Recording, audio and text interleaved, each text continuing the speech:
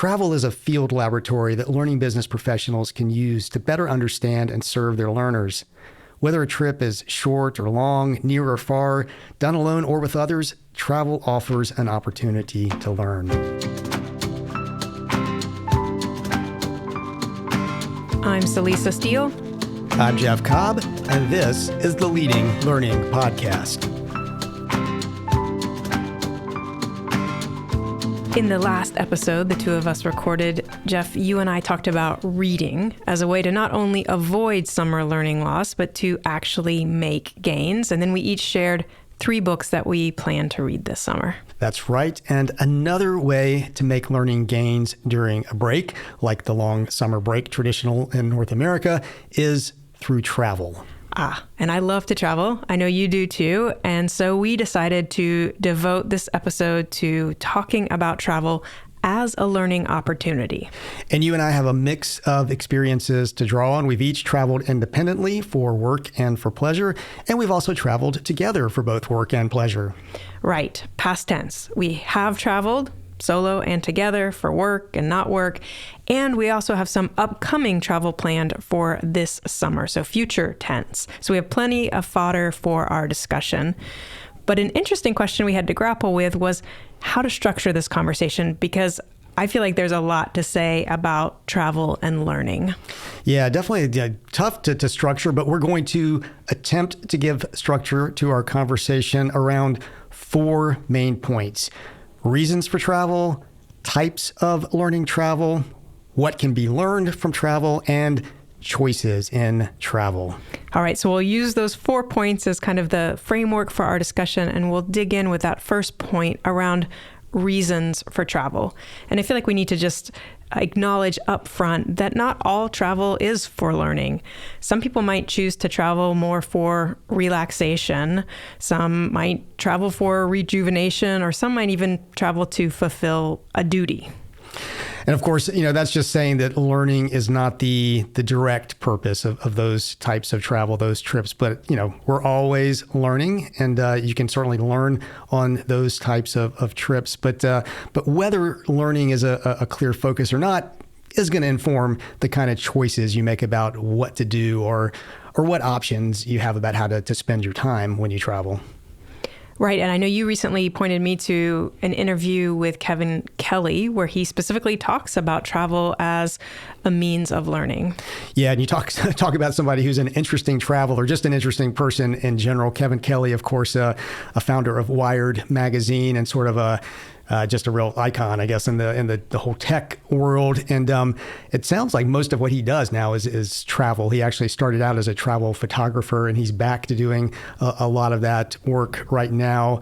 And as you said, he says he travels mainly for learning. And one of the ways he describes it, and I think we'll talk about this some more in our conversation here, is that he views travel as a chance to encounter, to confront the otherness. So things that are just different from what he's going to get in his ordinary life, and says he comes back with a new sense of what's possible. And, I think that's a great reason to travel. I think it's a reason that I certainly share with Kevin. I don't think I'd thought about it quite as explicitly before, but that whole idea of, getting out there and just really seeing what the other possibilities are and starting to integrate those into how you think about your own life going forward. Right. So again, not all travel is for learning, but it can be a powerful tool for learning. And if you put that lens on your trips, that's going to lead you to make certain decisions and choices about what you do or don't do, what you do or don't see. Now, the second area we wanted to talk about was types of learning travel. And just 2 big buckets that come to mind are formal and informal travel for learning. Yeah, so obviously you can choose to go on a structured type of trip, a study abroad type program. I know you've done that sort of thing. That's right. I spent my junior year of college in Bordeaux. So for those months, went and studied in France. So I was practicing my French. I was a dual major in undergraduate, both in English and French. That was obviously, I was doing all of that coursework in French. So even as I was also studying art and literature and things like that, I was doing it all in French. And that was that deeply immersive experience in the language and in the culture. And I've done similar things in Russia and Poland back in the day. I have to say that feels like an awfully long time ago. But I'm not sure how much I still recall of the language aspect, but the culture aspect and just what that opened up for me, and going back to that idea of, otherness, just different experience, and how that influences your life forward. And and there are plenty of programs out there for people to engage in different types of formal learning. My folks have done those Road Scholar trips, with road being ROAD, kind of a clever play on the prestigious award that you can get for learning related travel. And that's a nonprofit organization, Road Scholar is, that provides educational travel programs that are primarily geared towards older adults. And of course, we see a lot of this kind of travel for learning, or at least the sort of conscious, intentional travel for learning, often happen with older adults because they now have some time and some resources to be able to do that sort of thing. And I said that we had sort of these two buckets of types of learning travel, formal and informal. And yet again, I think maybe rather than buckets, we should be talking about a spectrum, because you have something like a junior year abroad, which is more rigorous, right? I had multiple courses and that type of thing. Our son is going to study in Sevilla this summer. That's just 2 weeks, but it's still a structured class, but it's a little maybe less formal. And I think it's only half day, with the idea that the other half of the day is spent exploring the city and learning more of the cultural side of things. And then you have even more informal, but still in the formal bucket, something like Road Scholar, where it's really a trip and you're really there for the culture aspect of it. But it is structured, and it does have that educational, clear focus to it. Yeah, and I think it's nice when there can be a combination of the two. I mean, even when we, do travel as a family and are just sort of going out on our own, I mean, we've got kind of a schedule and agenda, different things we're trying to do along the way to try to structure it some, which I think helps, give some focus, bring a little bit of clarity to the chaos. But then, so much of the stuff that's really going to be impactful is going to pop up in places you weren't even expecting, that you hadn't been thinking about, that you hadn't been planning for, those conversations you're going to have, or those things you're going to stumble into walking down the street. I can remember, for example, being in Venice as a family once, and we discovered this little museum just because we happened to have a museum pass that would get us into it. And it was one of the absolute And someone gems. needed to use the bathroom. And someone needed to use the bathroom. So we weren't planning on going there, but it was someplace we could go for that purpose. And it turned out to be an amazing little place. Yeah, it was a lovely museum. I think it was my favorite museum in Venice. It had some amazing little insect sculptures made of metal, and it was just sort of fantastical, and just to have stumbled upon it and not necessarily intended to go there. So we've sort of started moving into what I originally called a bucket, the informal bucket. Now I'm talking more about it as a spectrum. On that informal side, I would put things like leisure travel, which I think we can talk about a little bit more in a minute. But I would also put the idea of travel that maybe comes with a learning experience, but isn't really the focus of the learning experience. So, for example, place-based learning events. Think about that conference where you go to a specific city and you're there for a number of days. We recently had the opportunity to do that. We went to a conference in Cleveland, Ohio. That's right. That was the Creator Economy Expo. And she's in Cleveland. And so being in Cleveland, wanted to take advantage of some of what's there. Obviously, we were going to learn things at the conference. We went to sessions and did that sort of thing. That was kind of that formal part of it. But just having that idea that we were going to do some things while we were there, one of the things that was there that was, dear to my heart on my personal bucket list was the Rock and Roll Hall of Fame. So we did spend an afternoon in the Rock and Roll Hall of Fame. And, of course, that's a museum. It's structured, so there's that sort of formal element to it. But just like anything, just the experience of being able to walk around and see those faces that you recognize from the history of music, and it provides this sort of reflection space when you're in an atmosphere like that. But that was because we did take advantage of being in that place to access that particular resource. And that was on us. We carved out the time, we made the effort, we booked the tickets to go see the Rock and Roll Hall of Fame. Sometimes you have conference organizers that do some of that lifting for participants. So they might, organize dine around towns, or, where you meet up and go out to local restaurants with a group of other conference attendees, or they might have that 5K that, runs you through the city's downtown, or do yoga with a great view of the beach. Sometimes those conference organizers are trying to take advantage of place and give you a view into where it is that you are gathering for this learning experience.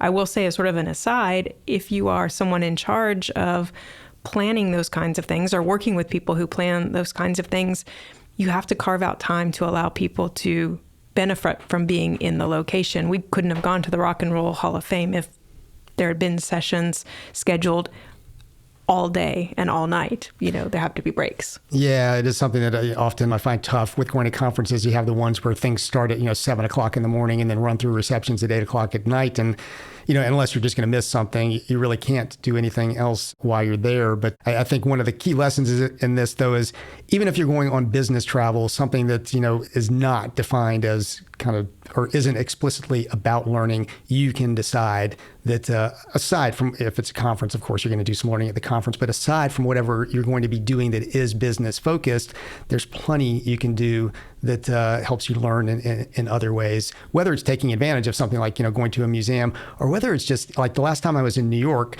I made a point of actually going out and walking around. I went running in Central Park and just getting a better feel of the place. Because so often if you're doing business travel, you can just get cooped up in the conference center or the hotel rooms or whatever, and just don't get much of a feel for the place where you are. And that is a form of learning. So another type of travel on the informal end of this spectrum is this idea of leisure travel. And I will say that I have trouble with the term to use. I don't know, leisure travel doesn't necessarily feel right, because sometimes the kind of travel that we do in this category can feel a little too rigorous to feel like leisure. So I don't know, maybe discretionary travel is a better term here, but this is basically the kind of travel where you have more choice about where to go and what to see and do. Yeah, and I think with this kind of travel, you do have to be, I think we'll get into the choices about travel, but one thing here is you don't want to choose to do too much with that kind of travel. As you're saying, it can start to feel, well, not like leisure very quickly, which may be fine, but you have to have your limits. Kevin Kelly says one of the main mistakes he makes in traveling is just simply trying to do too much, trying to go too many places, see too many things, and what's almost always a limited period of time. So being conscious of that. But this is where you get to choose activities that really do have an intentional learning bent to them often. Things like going to museums to take in art, going to opera houses or bars, for that matter, to experience live music, theaters for plays. But you can also get into things like restaurants for food and, local culinary dishes and focuses. You can also do things like go to farmers markets, where you get a real feel for, what is in season, or what are the different vegetables or fruits that you might see that you don't typically see somewhere else. So all of those things can provide ample ways to learn. Yeah, and I think a thread running through this too is kind of, no matter what your reasons for traveling are, if you're there to relax mainly, you're there to rejuvenate, or you have some sort of duty you have to fulfill, whether that's business or with relatives, whatever those reasons are that are driving you, even if you haven't said, I'm here explicitly to learn, you can just find so many opportunities for learning in any of those situations. So much of it's just about having the mindset and saying that I'm going to take advantage of this as an opportunity to learn.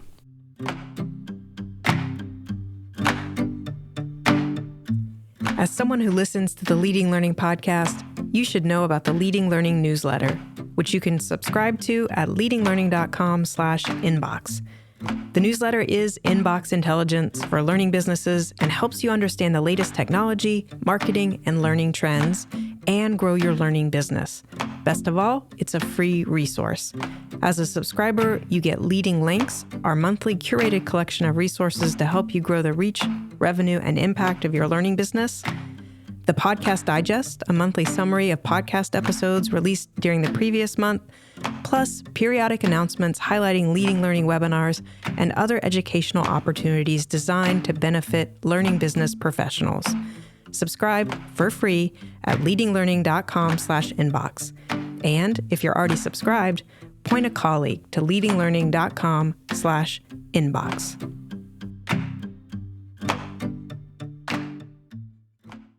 So let's talk a little bit about what can be learned from travel. And one of the things that occurred to me as I was reflecting on this is that I feel like travel reinforces this idea of pre, during, and post, which we usually want to think about with any learning experience when we're trying to design that. They're going to tend to be things that you need to do beforehand. And then, of course, you're going to be there and focused on the learning during it. And then usually there's going to be something that you want to do after that learning experience. And I feel like traveling really reinforces that because it makes you live it out. I mean, you have to do some type of prep for traveling, even if it's as simple as gassing up the car or booking a train or plane ticket.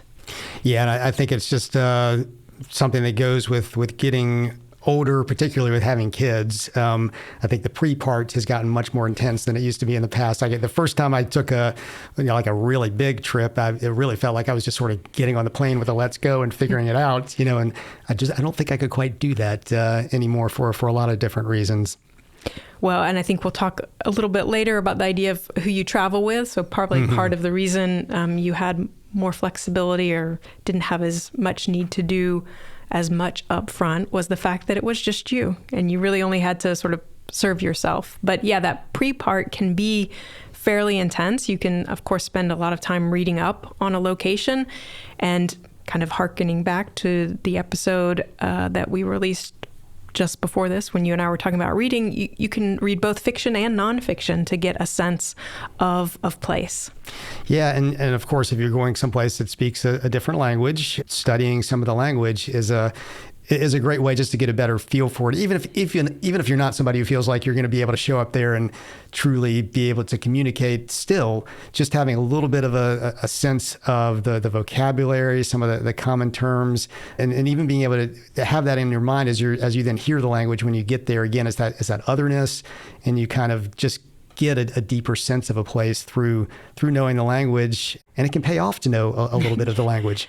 Yeah, I'm thinking of, we were traveling in Croatia and we had spent time as a family learning a few phrases and keywords, just things like please and thank you and good morning, that type of thing. And we were in a little grocery store getting some food, and I sort of elbowed the kids to say, thank you in Croatian at the end.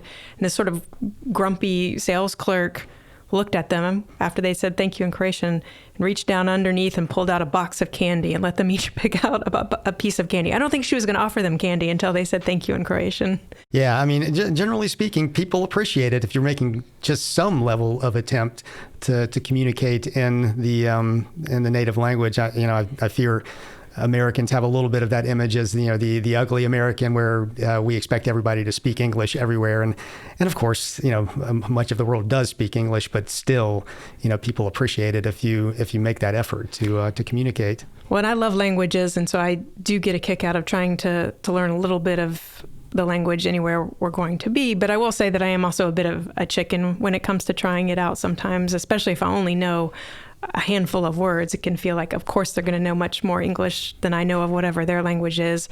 A few summers ago, we stayed in a hogan on Navajo land, and I had been learning a little bit of Navajo through Duolingo, but I never actually busted any of it out with our hostess there. It just wound up not feeling quite appropriate, but I'm still glad that I put in the effort and learned a little bit about the language. I think that helped make that experience staying in that traditional hogan on that reservation just that much more meaningful. Yeah, I mean, so much about culture is embedded in language. So again, just knowing a little bit sort of changes the experience. And a quick shout out there to Duolingo too. I mean, what you can now do with learning languages is just absolutely mind blowing. I mean, back in the day, I had to rely on those little Berlitz phrase books or whatever going someplace, and now you can really immerse yourself and get a decent command of a language before going somewhere. And I will say that on the pre-side, I think there's a lot to be said for preparation prior to travel. It can help make sure that you do get what you want out of a trip to a place. But I do think that there's also a place for serendipity, and that can be okay. And sometimes it can pay off. We already shared about the museum in Venice we hadn't meant to travel to. But I will say that I think it's Louis Pasteur gets credited with saying chance favors the prepared mind. So I tend to lean towards the side of knowing a little bit about where it is you're going, and that can help you get the most out of it. And I know that we learned something after going to the Rock and Roll Hall of Fame that if we had done our homework in advance, might have changed things a little bit. Sure. Like the Rock and Roll Hall of Fame had the garage where they had all these instruments, hooked up, electric guitars, basses, keyboards. They had, studios with drum sets in them that you could just go in there and do whatever you wanted on, basically. And we just didn't really have enough time to take advantage of that. We didn't know it was there. And I would have loved to have spent some time doing that. I play the guitar, play some keyboards, I play some drums. It would have been fun to do all of that. I didn't get a chance to. But yeah, I think, I've become more and more a fan of preparation because I think it does help trips pay off. But to be honest, we could do many hours of this type of episode just talking about the serendipitous experiences that have come up during travel. And I have to say those tend to be the ones that I remember the most, that have the most impact on me. So that's a little bit about pre and its relationship to traveling. If we talk about during and travel, again, that can be more or less intense. And so if it's sort of on the less intense end, it might just be really more about showing up and going to the museum or going to the restaurant or doing whatever you've sort of set out for yourself. On the more intense side might be making sure that you have time for journaling or at least taking notes about what you saw and did and beginning to build in some of that time for reflection, but doing while it's still fresh in your mind.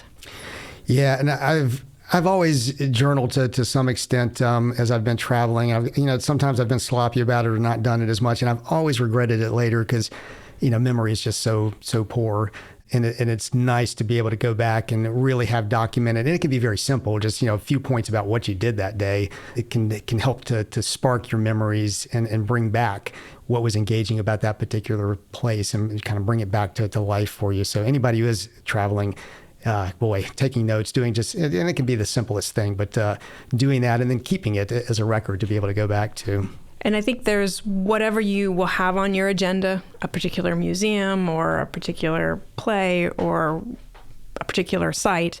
But then there's also what goes along with it, which can be things like the transportation, or it can be even just the simple going to a grocery store. I remember in Madrid, we went to the Reina Sofia Museum, and I remember some of the great art that was there. But I really feel like from my time in Spain, I learned probably as much at the Mercadona, which is one of the local grocery stores, because it was amazing. You had all this sort of perfect just-in-time learning opportunities because you had these little signs telling you exactly what that fruit was or what that vegetable was, and it was helping me expand my vocabulary right there in the moment of need. So that was a great little learning opportunity. And I think that's always one of the best things to do when you're in a country that is not your native language. Really, kind of the more other a country feels, going to places like, the grocery store, the everyday things that people have to do and experiencing what that's like is just always illuminating. And then during travel, there are usually tons of opportunities to deconstruct the experience. So there's sort of this metacognition piece that can go along with travel. And I've been particularly thinking about this in light of your conversation with Dr. Susie Wise, Jeff, who you talked to her about belonging, and of course, sort of the flip side of belonging being this othering. You've already mentioned Kevin Kelly sort of talking about travel as a way to experience the other and otherness. I think it's really interesting to reflect on your own experience in a place, and that can be the city or country as a whole, or could even just be more in the museum or in the restaurant. But how does a place make you feel? Yeah, and of course, in some places that's much more a stark contrast than others. I can remember landing in Ghana the first time I went to Africa, and emerging from the airport, and it was really the first time in my life where I was just clearly the minority, a Caucasian male, and the presence of Africans, and standing out, like clearly, called out. I was the other at that point. I had similar experience in China, being surrounded everywhere by Asian faces and Asian language. I'm clearly the minority. I'm clearly the other, and that's an impactful experience. Yeah, similar experience for me. I did a couple of summer language study programs in college where I had probably some of my first experiences of just very visibly not fitting in. I did a summer in Irbid, Jordan, studying Arabic. Again, I just didn't really have a hope of blending in there. I stood out. And then I did another summer program in Seoul, South Korea, studying Korean. Again, I did not look like the other folks around me. Before I showed up in Jordan, I had been studying Arabic, so I was able to read and to speak. When I arrived in South Korea, I was just beginning to study Korean, and so I didn't look like others. I couldn't read. I couldn't speak. So, I was effectively illiterate, and it was very humbling, and this, reminder of what it can be like when you don't know anything. Yeah, definitely. I think that one of the other things that I find interesting about travel is the experience of time. Mm-hmm. And there have been a number of studies around this and folks writing on it, but the idea is that novelty tends to slow down time or slow down our perception of time. And so, if you're in a city that is new to you and you're dealing with transportation that's not what you usually take at home, and you're dealing with the supermarket where you have to look for different foods, all that novelty can really slow down your perception of time, which in some ways can be a real gift. It means that you have this sense of a long period of time elapsing whenever you're someplace new.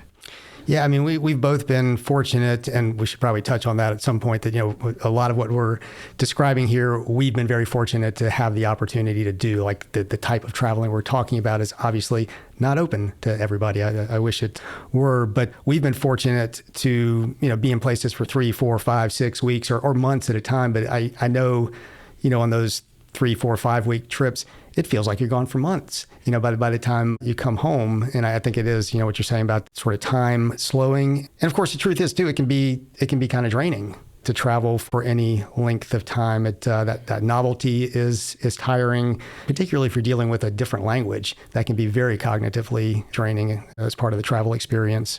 And again, I think that can be a good insight for us as learning business professionals to keep in mind how learners might feel when they show up for some of our offerings, where they don't feel comfortable, where the cognitive effort we're asking of them is significantly high, and just how draining that can be, just how othered they might feel. Yeah, it's a great meta exercise for anybody in the learning business to be thinking about those sorts of things as you are in that othered experience, as you are having to learn things, experience things that are new and different. How is that making you feel? And as you said, draw an analogy between that and the types of experiences that you're asking people to participate in. When we mentioned reading as part of the potential pre-phase of travel, but of course you can read while you're in a location. Yeah, and back to Kevin Kelly, again, this is what he says he likes to do, is to read in a location and to read about the location that he's actually in. Like, he likes really being immersed there. And I kind of share that. I can remember you mentioned Croatia earlier. When we were in Croatia, I read Balkan Ghost, which is a piece of nonfiction about that region and its history, which was fascinating.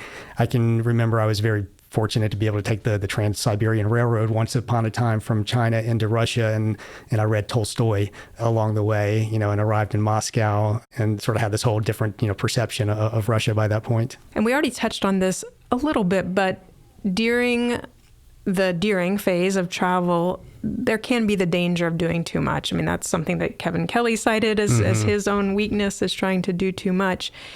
And again, if we want to apply the meta lens on this and think about it from a learning business professional standpoint, I think we might have to be willing to cut. Just as we're going to ask our subject matter experts to cut down to the essential, you need to think about what is it you really want to get out of a travel experience, because sometimes if you try to do too much, it can all just blur together. You don't really have a crisp memory of any particular site or museum or anything because you tried to cram in so much. Yeah.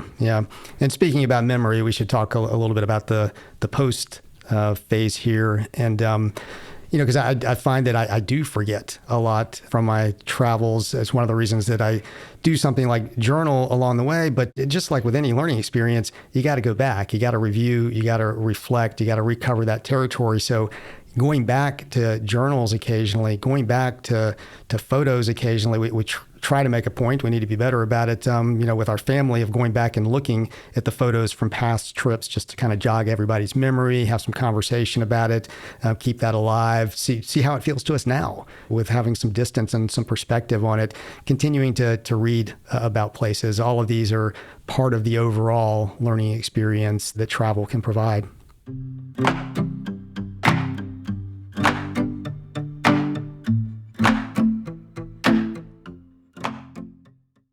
The fourth and final area we wanted to give some attention to is choices in travel.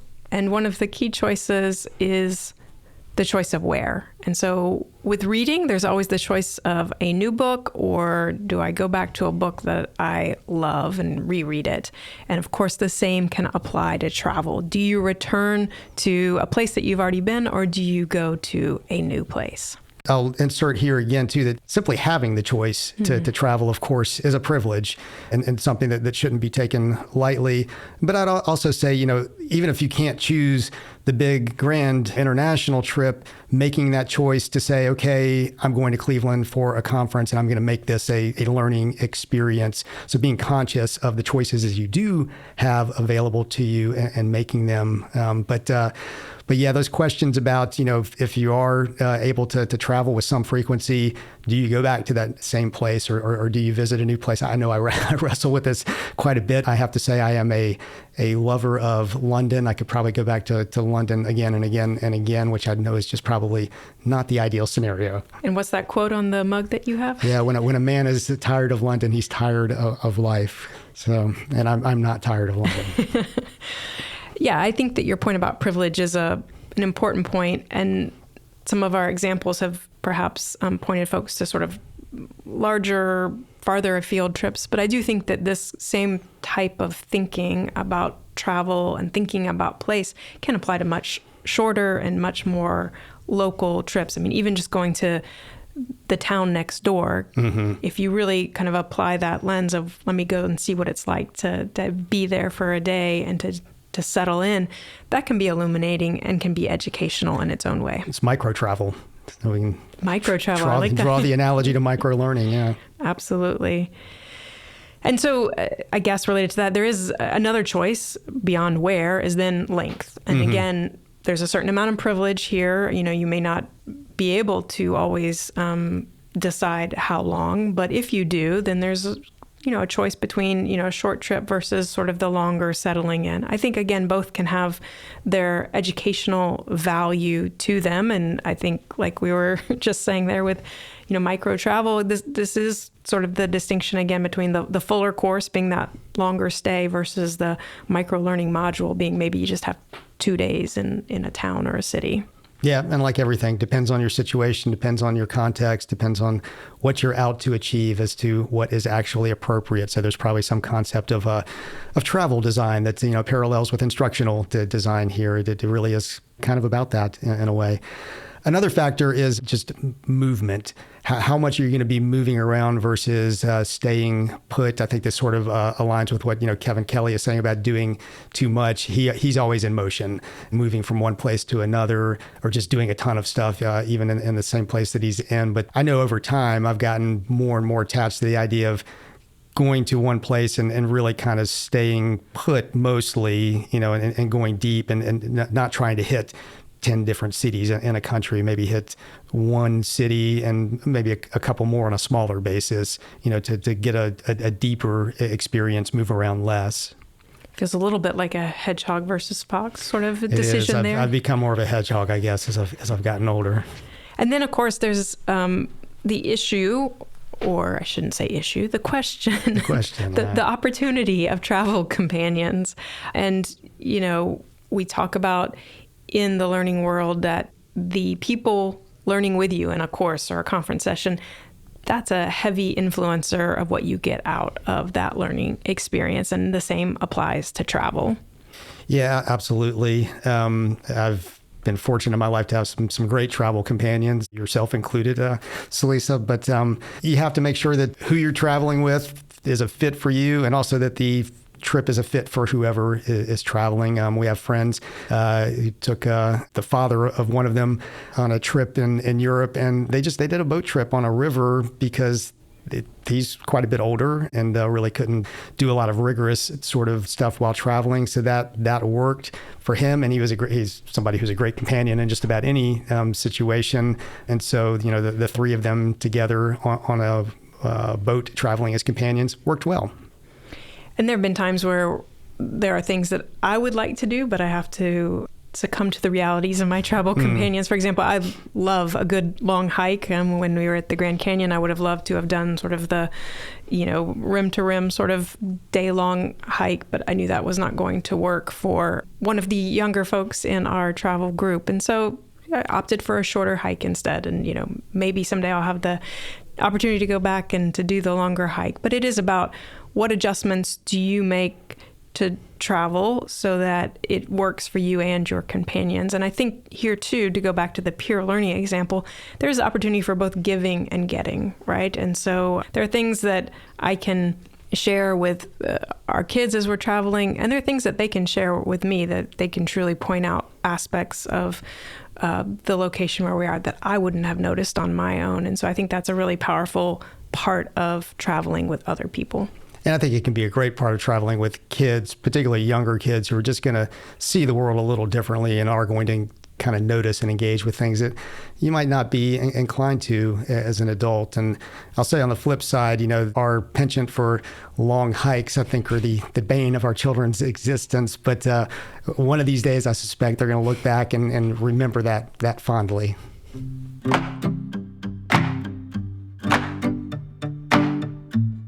Travel is a field laboratory that learning business professionals can use to better understand and serve their learners. Whether a trip is short or long, near or far, done alone or with others, travel offers an opportunity to learn. At leadinglearning.com/episode 365, you'll find show notes, a full transcript, other resources, and options for subscribing to the podcast if you're not already subscribed. We'd be grateful if you would take a minute to rate us on Apple Podcast or wherever you listen, especially if you enjoy the show. Celisa and I personally appreciate reviews and ratings, and they help the podcast show up when people search for content on leading a learning business. And please spread the word about Leading Learning. You can do that in a one-on-one note or conversation with a colleague, or you can do it through social media. In the show notes at leadinglearning.com/episode 365, you'll find links to connect with us on Twitter, LinkedIn, and Facebook. Thanks again, and see you next time on the Leading Learning Podcast.